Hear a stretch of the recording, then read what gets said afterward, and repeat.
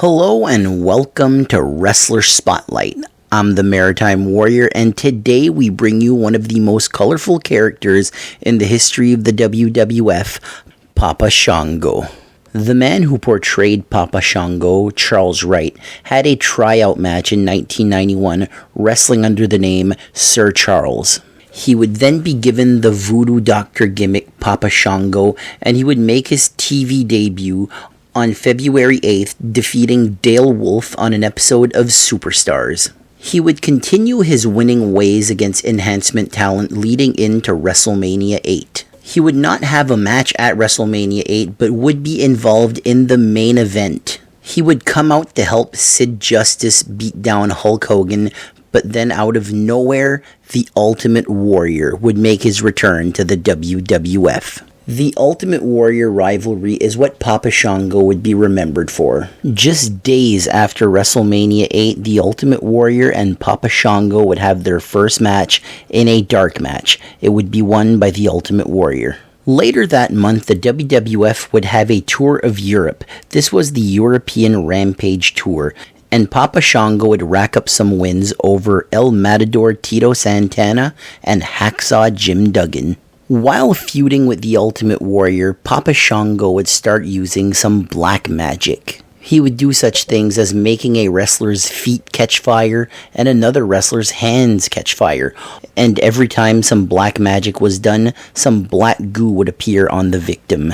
During a match between the Ultimate Warrior and Nasty Boy Brian Knobbs, Papa Shango would steal Ultimate Warrior's wristband, and he would put a curse on the Ultimate Warrior.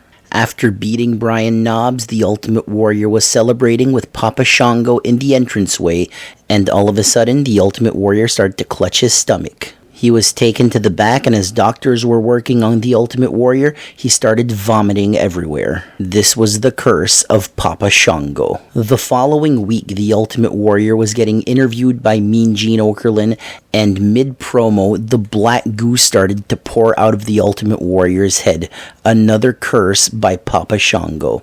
The Ultimate Warrior and Papa Shango continued to feud going into the summer, Ultimate Warrior winning every single match.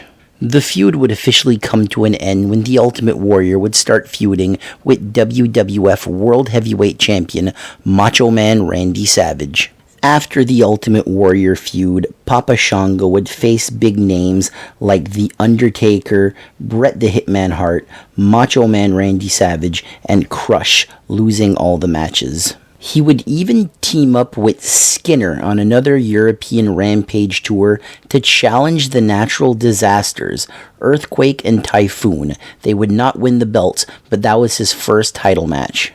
In October and November, he would challenge Bret the Hitman Hart for the WWF World Heavyweight title, even challenging him once on Saturday night's main event, losing all the matches. He would also challenge the British Bulldog for the Intercontinental title on a few occasions, unsuccessful in every match. He would get wins over stars like the Big Boss Man, Virgil, and Typhoon.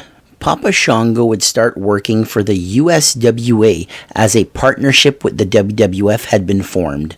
Papa Shango would even win his first and only championship belt, the USWA Unified World Heavyweight Championship, after beating Jerry the King Lawler. He would be champion for 49 days and defend his title versus Jerry the King Lawler and Jeff Gaylord. He would even defend the USWA Unified World Heavyweight title in a dark match in the WWF versus Owen Hart. Owen Hart is also the person that he would lose the title to. Papa Shango would continue to wrestle for the WWF, facing stars like Kamala, the Tonga Kid, Marty Jannetty, Jim Powers, El Matador Tito Santana, and Bob Backlund.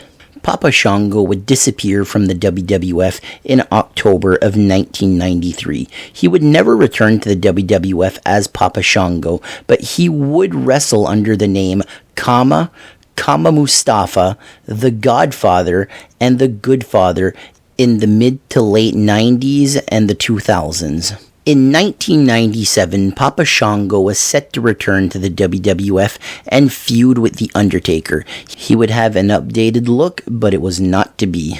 Plans change, and instead of bringing in Charles Wright as Papa Shango, they brought him in as Kama Mustafa, a member of the Nation of Domination. The role that was going to go to Papa Shango ended up going to Kane.